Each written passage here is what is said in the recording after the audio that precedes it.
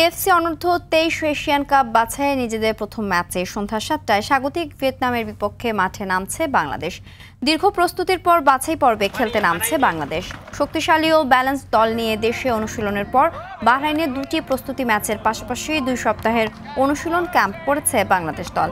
এই ম্যাচের আগেই দলের সাথে যোগ দিয়েছেন ফাহমিদুল ইসলামও। তবে প্রধান কোচ সাইফুল বারী টিটু অসুস্থ হওয়ায় সাইডলাইনে তার থাকা নিয়ে রয়েছে সংশয়।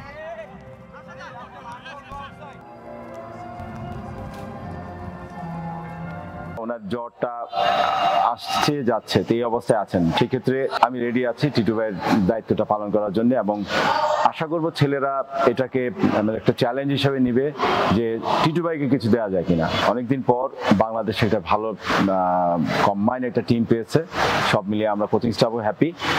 ওভারঅল ছেলেরা রেডি, আমার কাছে মনে হচ্ছে ছেলেরা রেডি, ছেলেরা দেশের জন্য কিছু করতে চায় এবং দেশকে এবং জাতিকে কিছু উপহার দিতে চায়।